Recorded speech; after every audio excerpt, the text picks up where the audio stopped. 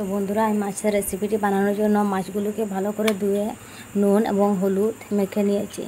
এবার আমি একটি কড়াই গরম হতে দিয়েছি। কড়াইটি গরম হয়ে গেছে এবং কড়াইতে দিয়ে দিলাম তেল। এবার মাছগুলোকে এখানে ছেড়ে দেব।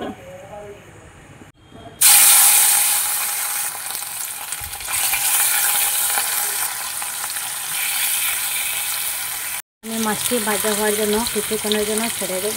এবার আমি মাছ রান্না করার জন্য একটি রেসিপি রেডি করব।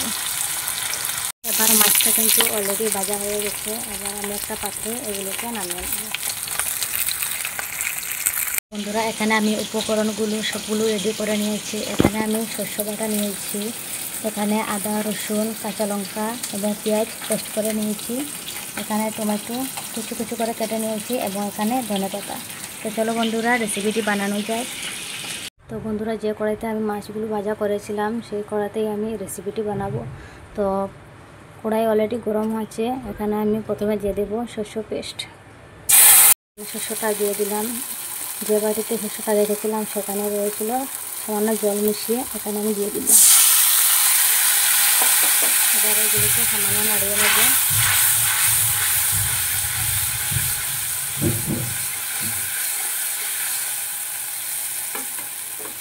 এবার 2 মিনিটের জন্য এগুলোকে গ্যাসের ফ্লেম লো করে ছেড়ে দেব। আমি দিয়ে দেব সমস্ত পেস্ট করা রেসিপি, আদা, রসুন, কাঁচা লঙ্কা এবং পেঁয়াজ।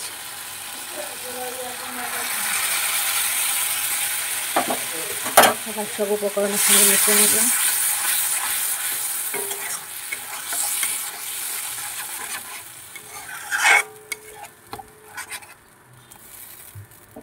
এবার এগুলোকে 1 মিনিটের জন্য ছেড়ে দেবো। গ্যাসের ফ্লেম একেবারে লো করে।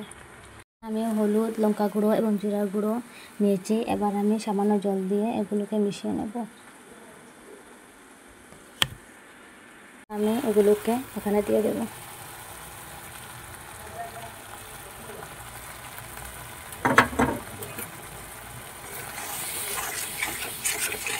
মশলাটাকে ভালো করে ফেটিয়ে নেব আমি।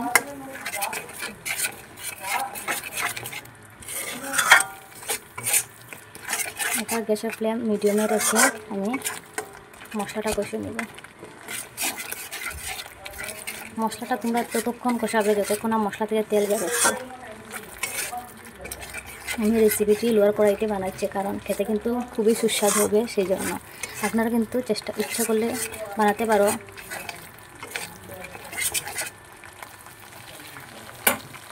এখানে কিন্তু অলরেডি মশলাটা কষানো হয়ে গেছে এবং তেলও কিন্তু সম্পূর্ণ বেরিয়ে আসছে। গন্ধটা কিন্তু ভীষণই সুন্দর হয়েছে। এবার আমি এখানে দিয়ে দেব টমেটো। দিলাম টমেটো এবং ধনেপাতা। টমেটো কিন্তু এত পাতলা না, এত মোটা না, মিডিয়াম সাইজে কেটে নিয়েছি। এগুলোকে একসঙ্গে মিশিয়ে নেব।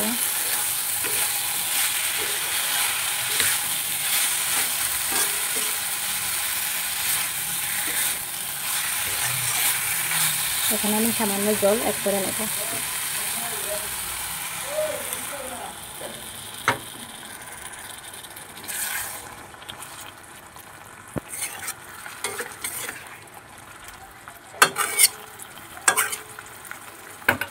এবার গ্যাসের ফ্লেম সামান্য বাড়িয়ে এগুলোকে আমি ছেড়ে দেব।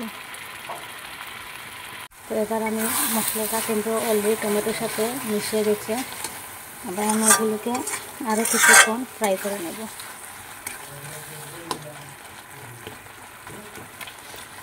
রঙটা কিন্তু ভীষণই সুন্দর হয়েছে।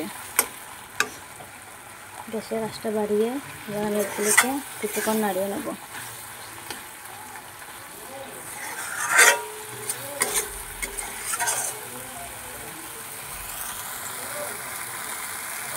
দিয়ে দেবো পরিমাণ মতো নুন নেব।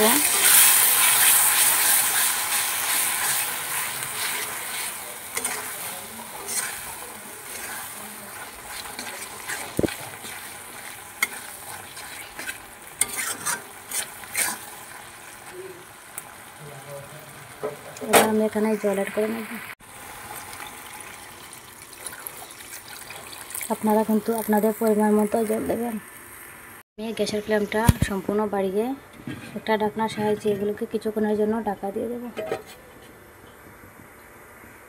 আমি ঢাকাটা সরিয়ে নেব। তরকারিটা কিন্তু অলরেডি আদা হয়ে গেছে। এবার আমি এখানে দিয়ে দেব মাছ। এখানে আমি মাছ দিয়ে দিচ্ছি। এবার আবার সবগুলোকে মিশিয়ে নিয়ে আমি সামান্য কিছু আবার ঢাকা দিয়ে দেব। তখন মাছটা কিন্তু অলরেডি বয়েল হয়ে যাবে। তোমরা দেখতে পাচ্ছ তরকারিটা কিন্তু অলরেডি রেডি হয়ে গেছে।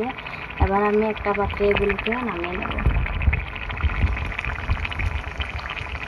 আমি রেসিপিটি অলরেডি নামিয়ে নিয়েছি। তোমরা দেখতেই পাচ্ছ খুবই সুন্দর হয়েছে এবং খেতে কিন্তু ভীষণই সুস্বাদু লাগবে।